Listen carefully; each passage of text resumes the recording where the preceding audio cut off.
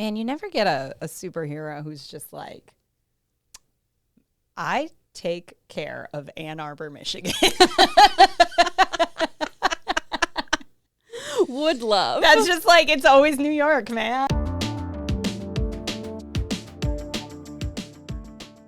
Hi, I'm Amy Newman. And I'm Kris Carr, and we are Two Filthy Casuals. And we know that getting into a new fandom can be intimidating with all the gatekeepers out there. It sure can. And that's why on this podcast, we talk to you about a fandom, answer your questions, so you can dip your toe in sans judgment. And today, what could we possibly be talking about? Kris, tell me a story about a Spider-Man. He started as a spider boy. He's now a Spider-Man.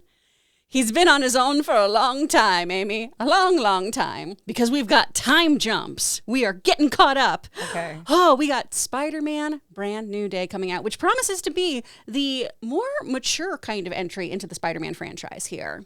Our boy has grown up. More mature? Yeah. Okay. Yeah, this is supposed to be a more mature and darker kind of story here that's also keying us up supposedly for a lot more things that are happening in the greater MCU. So we're not even just like a lovely insular little like Spider-Man movie anymore. You know, we are going to play into that greater universe theoretically. Bum, bum, bum. All right, well, I peaked early in this episode. It's all downhill from here. Now, going into this, first out the gate, do you enjoy the Spider-Man films?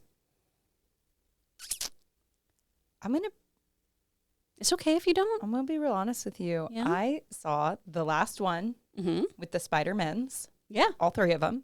And I don't think I've seen anything else in the Tom Holland Spider-Man That's okay. universe. That's all right, because having seen that one, you're keyed up for this, honestly. Oh, great, because I like the Tobey Maguire ones. I think I saw one or two of the Andrew Garfield ones. Only two, so you're all good. Okay, Yeah. and somehow I missed these. I think all it was, right. I feel like, unless you, correct me if I'm wrong, I feel like not you, but unless you are a diehard Marvel person, a lot of people I know who like Marvel have like a 2 to 5 year gap where they're like, I kind of just miss. Yeah, I where kind it's, of I just didn't miss catch some that. stuff. Like, I feel like I'll have a couple of years where it's like, I actually was kind of watching everything here, and I think this just fell in one of my like blind spot years. Yeah. It Or, happens. You know, whatever. There's so much to watch, and I know we are a broken record on this. There is so much to watch in general. I mean, you're now watching The Pit. It's a different world. I'm so close to done with the first season of The Pit. Damn. Like, can I get my flowers for that? Can you all stop yelling at me about man. The Pit? It is really good, though. It is really good, and I get it. I got to catch up now, too, because now you're ahead of me. Medicine. It's about the people. That's what everybody said. I was like, I don't really like medical dramas. And people were like, it's not about the medicine. Don't even worry. It actually kind of is. It actually kind of is. Also, there is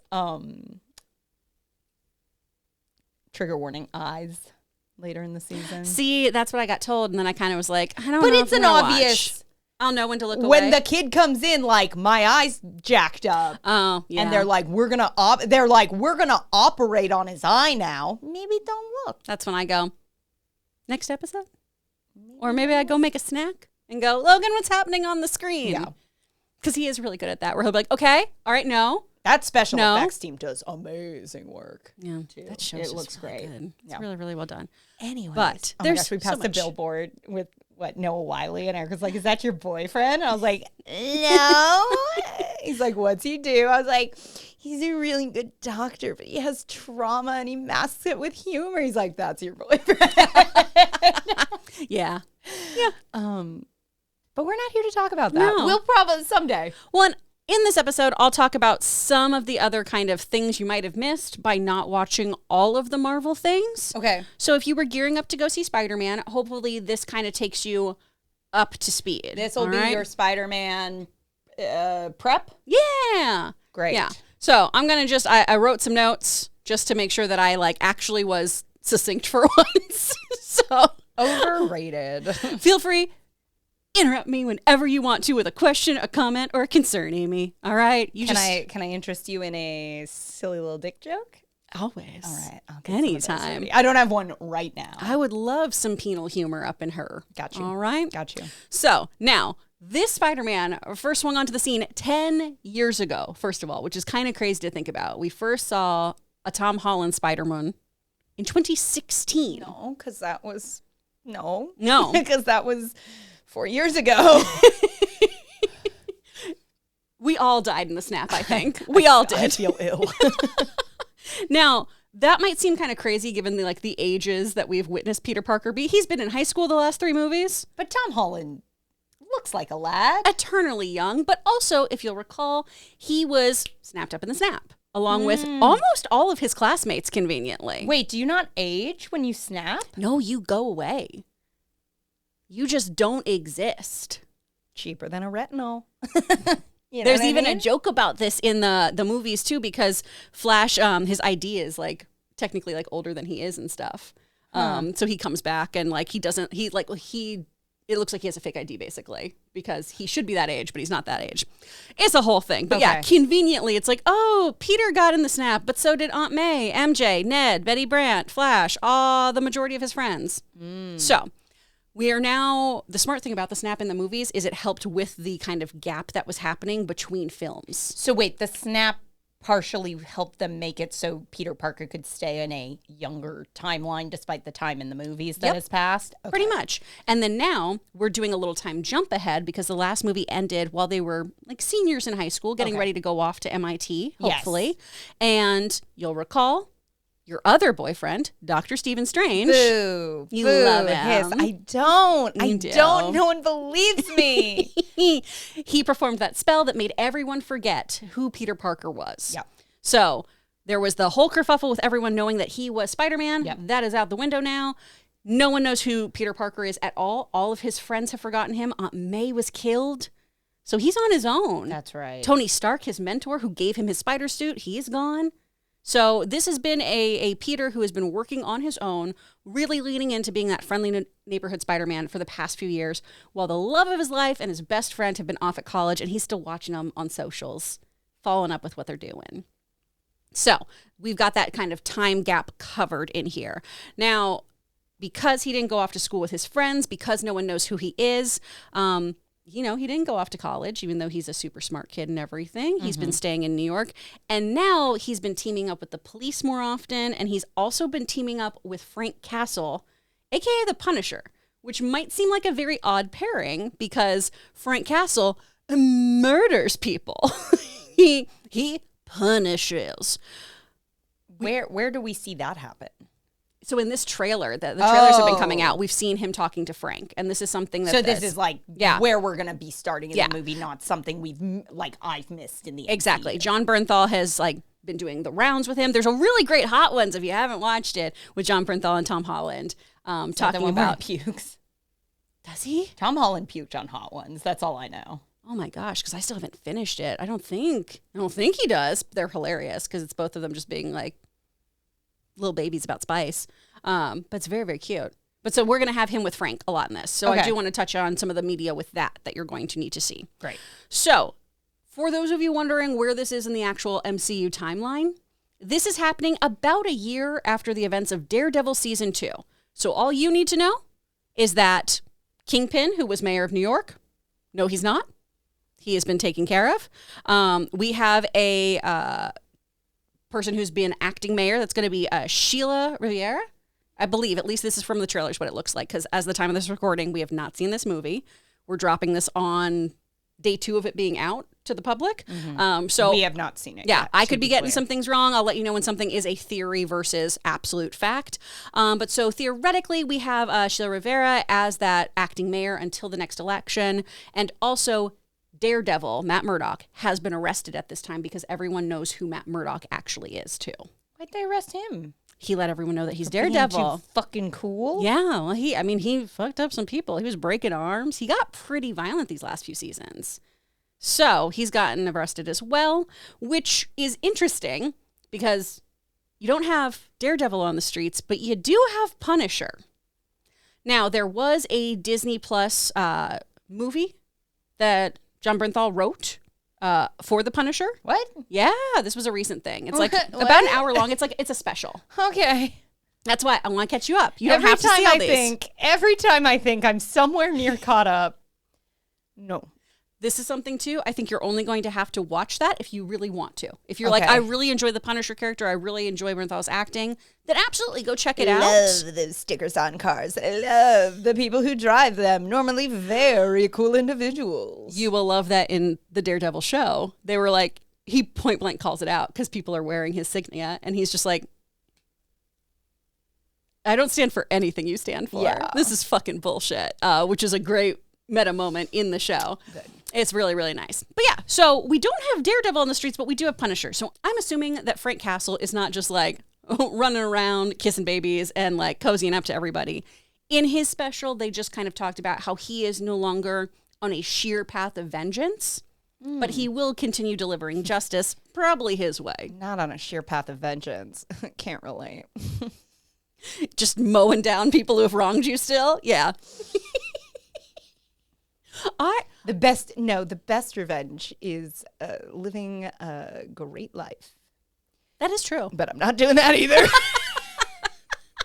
I would love to see your version of like Punisher style confrontation. Because you are a very like... They would be like, I would charge in. I would be ready to like, it's punishing time. And they'd be like, no, stop. Cut back to me, fully weeping, like, why did you get so loud at me? I'm sorry. I just don't like feeling like I'm being yelled at. That's about how it would go. That's about how it would go. My form of confrontation is starting sentences usually with, it's so interesting that you think you can do that. That made me feel also unwell. It's 2026 and Kris just used that tone and call me Tom Holland on Hot Ones because I'm about to vomit. Logan calls it the voice of death, where he's like, there's nothing inherently scary about it, and yet. Okay, so that's where we're at with all of that kind of like Daredevil stuff. Okay. Because this all kind of exists. This is like basic 101 shit, but right, it's all kind of, these are the characters like Daredevil, Spider-Man, Punisher. These are our characters that like their focus is kind of, we all take care of our like 10 square blocks of New York City. They're the boots on the ground heroes, right? Where we're in kind of different boroughs, if you will. And that also helps alleviate the glaring question for certain moments of, hey, isn't the new Avengers Tower in New York? Why aren't they doing things? Not our neighborhood. Yeah. And based on her being at the premiere, and some people have said too that there is a cameo, Florence Pugh does make an appearance in this as Yelena. So we at least have like a little bit of that, yeah, we're in this city kind of thing. But it seems like the Avengers, they're dealing with those more like global, celestial. Space yeah, and shit. they're dealing with those. We've got our people who are doing the boots on the ground, neighborhood crime fighting. Sure. And those are those folks that you just mentioned already. So yeah. And that's going to kind of explain why they're not there. Man, you never get a superhero who's just like, I take care of Ann Arbor, Michigan. Would love. That's just like, it's always New York, man. It is. It really, really is. I like the idea of like, I'm boots on the ground for Tacoma, Washington. Things happen there too. Yeah, just there somebody, are people there too. A great guy from Saskatchewan who's just like, I'm just, making sure everything stays okay. Now, because Kingpin's not there anymore, and that is, our big bad criminal boss who was. Did they knowingly? Did it on the ballot say Kingpin? It said Fisk. Everyone knows him as the Kingpin, but it was in a very, wow, this feels like it's mirroring something. I like how he calls it like it is. I like how he's not, a polished politician. Yeah, he's done some shady stuff, but he's reformed and he wants the best for this city. And he's the kind of guy who'll really get stuff taken care of. Who could that be? But keep putting that Punisher logo on your car. You get it, and you understand it. Keep doing that. But now we've got a power vacuum, right? So because Kingpin's gone. Kingpin's gone. So supposedly what is happening in this, based on like synopses I've read and everything too, we've got a couple other folks coming in here, and we've also seen these people in trailers. Okay. So we've got Lonnie Lincoln, a.k.a. Tombstone. All right? Now, he's popped up in a couple different iterations of Spider-Verse-y kind of things. Okay. If you watched the animated series Friendly Neighborhood Spider-Man, where that is in a different dimension, shocker, Lonnie is a star football player who's friends with Peter and gets these superpowers. If you watched Spider-Noir, which is in another dimension, Lonnie, aka Tombstone, also gets these superpowers. They make him really, really strong, pretty invincible. But usually in comic book iterations, he is an albino gentleman who is a crime boss and often files his own teeth down. Very, very odd. Very, very creepy. Like to points or just to nothing? To points usually. Okay. It's usually like very menacing. But so he's trying to kind of take over the crime conglomerate, if you will, in New York. But we also have the Hand. So if you've seen the trailers, these are the ninjas that you see in the Spider-Man trailer. Okay. Now the Hand, they have also appeared in a lot of other properties. They're usually associated with Daredevil, most notably Elektra, his girlfriend. They are both a martial arts ninja group, but they also were associated with the supernatural in a lot of ways. And so they have this kind of mysticism around them as well. Okay. So these are the kind of two crime groups that we've seen in various multiversal things, and they're going to now show up in this.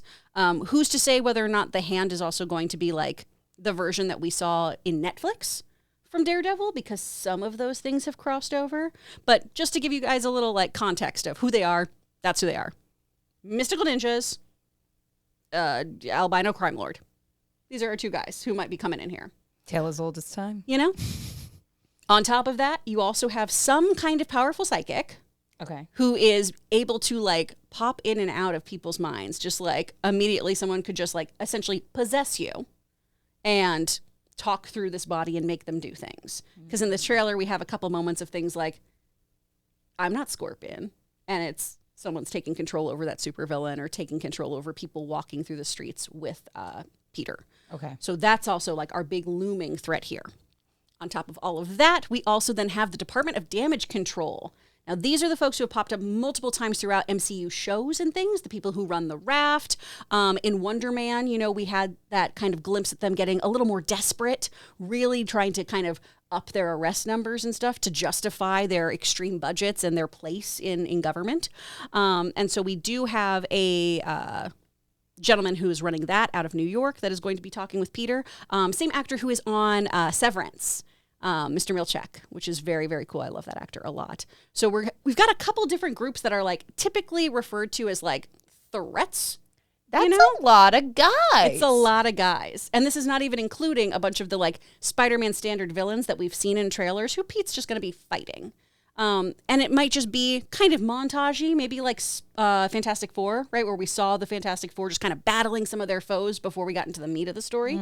Maybe it'll be like that, or maybe we'll have people pop up here and there. And then on top of all of this, I know, No. on top of all of these different things, which again, you don't really need to watch any of those things so long as you know, oh, okay, Frank Castle is here. Daredevil's arrested. There's no Kingpin. Cool. I know that Spider-Man and his friends are no longer friends because they don't know who he is. Right. We know that none of the Avengers know that Peter is Spider-Man.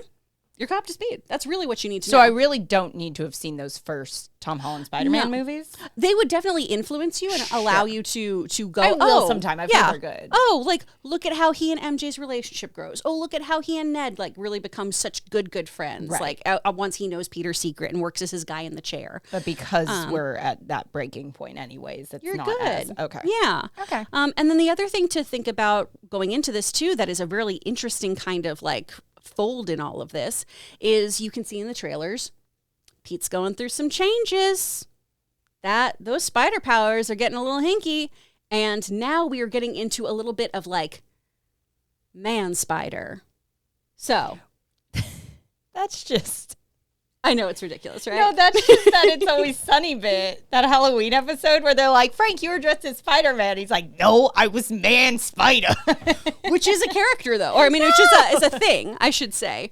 In the comic books, this is a moment of Pete's, DNA is not fully done changing from that spider bite. It's still evolving. Oh, God, second and gets puberty. sets off. Yeah. And so that's what they talk about in this film, too, is he is having a further mutation. And it seems like it's further getting triggered also by the psychic who's doing the body jumping. If you were a kid who grew up on the 90s cartoon, that was my first view of Man-Spider. And that's how I think most people know it, because it was a very like small blip in the comics of just like, oh gosh, look at what's happening to Peter. Hopefully he's okay. Man-Spider was like a whole episode that was just really, really messed up. Voiced by Jim Cummings. Same guy who does Winnie the Pooh. Fucking everybody. Yeah, so great. But he plays fucking everybody. Yeah. Jim Cummings. Jim Cummings, I mean, you get it, buddy.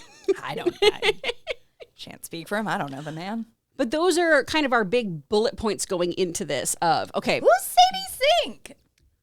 A lot of people are theorizing. Because I know she's in it. But still, like, mysterious character. Who is she? A lot of people think that she is Jean Grey. So that, of course, is Jean Grey of the X-Men, who is a powerful, powerful telepathic and telekinetic mutant. And because this movie focuses on mutation, I mean, we see Peter in the trailers going to visit Bruce Banner to talk about mutation and how to handle that. So many guys in this movie. There's so many guys in this movie. Most people think this is going to kind of be like a little bridge towards that X-Men universe, and we're going to start bringing them in. But is she the telepath who is making everyone like jump brains? Is this her, like Charles Xavier finding her and showing her a better way? There's a lot going on, but what does make me hopeful, and of course this is still early days, is as of the time of this recording, this is the highest rated Marvel film so far. Like their Rotten Tomatoes score, I believe, is 98. Highest ever? Mm-hmm. Damn. Yeah. And most critics have been saying that this is a really great movie. Are there some issues? Of course. But that's interesting because it sounds bloated, right? It feels like an overstuffed Oreo right now. But maybe like an overstuffed Oreo, it'll be amazing. But double stuffed Oreos are fucking amazing. Yeah. And that's my hope here, is that maybe we have a whole bunch of things going on, but maybe it works. Yeah. And my hope too is, hey, like all that Daredevil stuff that I got into with you, that's just a little extra flavor. If you know that, cool. If you didn't watch that show, you should still be fine. Hey, if you didn't watch The Punisher and his special, you should still be fine. You know Frank Castle's thing. Who directed this? Daniel Destin Creighton, who did Shang-Chi. Okay. Which gives me very, very high hopes, particularly for these fight scenes. Cool. So I'm pretty stoked about this one. And do we have any word yet if this, because we have Doomsday coming up at the end of the year. Is this going to be a bridge into that? Is it going to be connected at all? Do we know at all yet? So what I have been told, and this was just talking with Harloff, where he was like, one, this is going to be like your favorite Spider-Man movie, probably. I was like, fuck yeah. All right. You know me. But he was talking about how, it does like kind of gear you up, like, I guess for Doomsday and Secret Wars and what's to come. He was talking about how this really sets you up on a good path for the Marvel universe as a whole. Oh, that'd be nice. Like where we should be going with this, because they've got to get in like that new blood. They have to have like some younger actors in the mix here too. That's true. Okay, you know what? I will say this. It feels bloated. It feels like a lot of guys. But I want new guys. I want to know who's on the lunchbox. And frankly, if throughout the Marvel Cinematic Universe, if Spider-Man is the guy who you can count on people being excited about, put those introductions in that movie. Get me hooked through that film that I'm for sure seated for. Yeah. So that I then go, you know what, I will give that a shot. Or you know what, I am more excited about that. Because we've talked about this so much. I want to be excited about Doomsday. I want to be pumped about these movies. I love this stuff. Look behind me at these comics. I want them to be good. And so I feel like if you give me, one, a Spider-Man who I've been asking for so long of, he is your friendly neighborhood guy. He's not launching off into space. He's making sure his hometown is protected. Yeah. And then you pair that up with, oh, you might be teasing some X-Men with me. Oh, you might be teasing some next phase stuff with me. Okay. This is the movie to put it in. Because we really are. We got a lot of comments of people, I think, feeling disappointed we weren't more excited for Doomsday, which, hey, like, be excited for whatever you're excited. Like, for sure. I have garbage takes. I have a garbage brain. Don't look to me for how you should feel about things. I'm a fart in the wind. Yeah. But I'm not excited. Mm-hmm. And hearing this and hearing, there is right.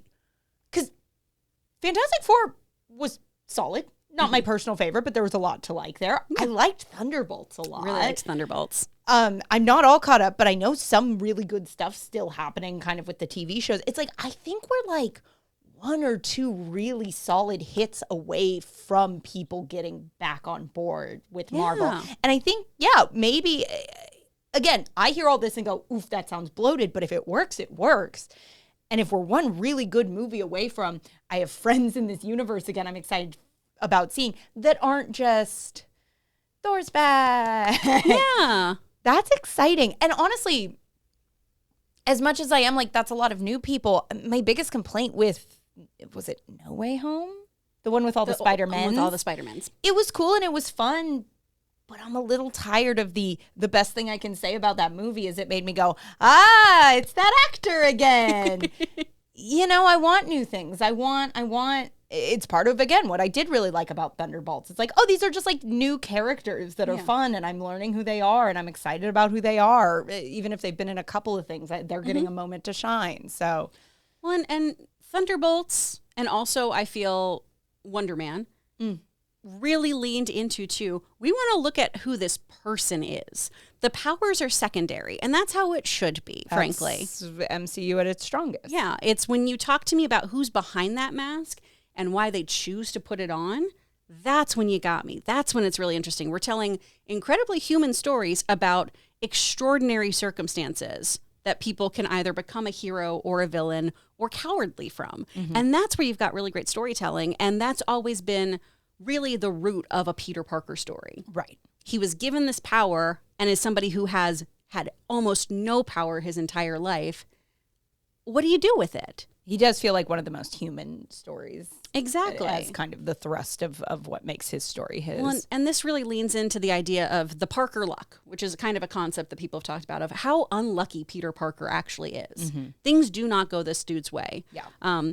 Now, this is borrowing from another comic book that is not particularly popular, I will say. It's got a lot of mixed feelings on it, Brand New Day. And this was really like the result of what happens in that movie that you've seen with Doctor Strange and everything. Only in the comics, it's Peter makes a deal with Mephisto to have Aunt May live. And so it erases like him being married to MJ and them ever having a relationship and ever them getting together or her knowing about him being Spider-Man. All that stuff just goes away.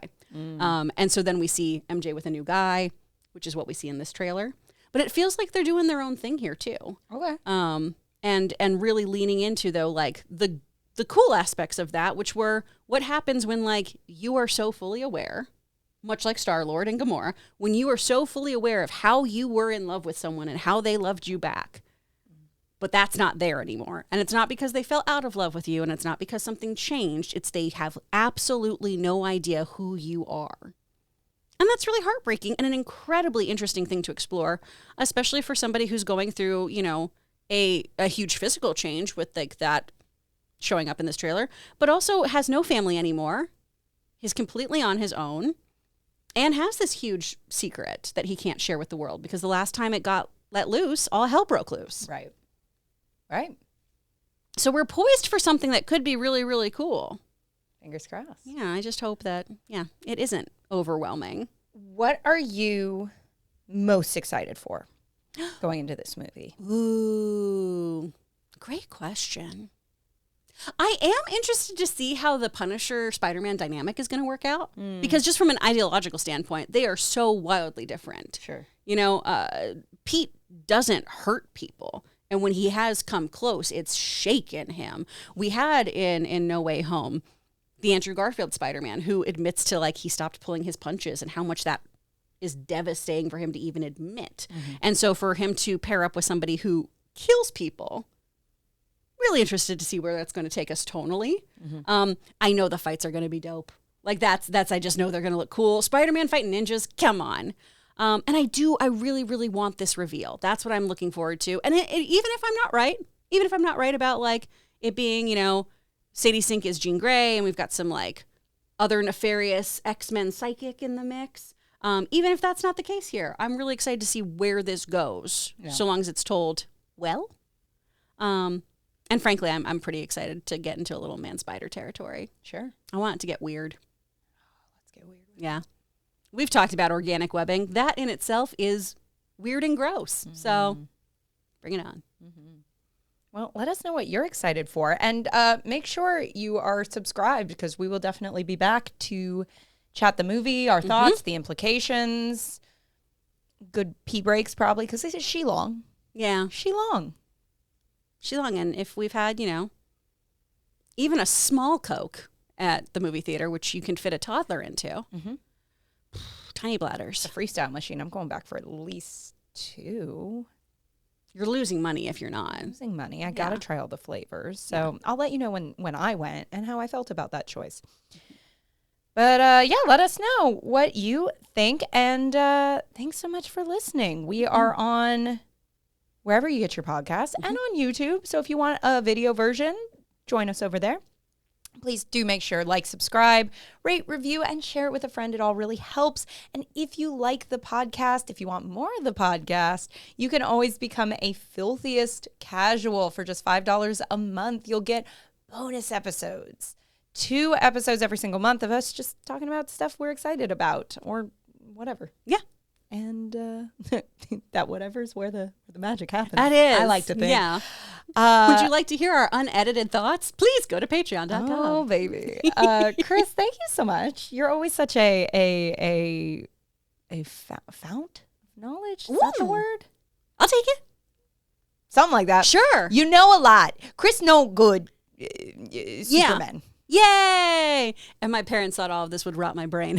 Well, I didn't say that. Well, that's fair. That's why we share a brain cell now where I'm like, help. Oh, you turned into the wrong person, Kris. And until next time, I'm Amy Newman. I'm Kris Carr. And if you followed this fandom, you'd be home by now. Thwip. Yeah, no, your brain's fine.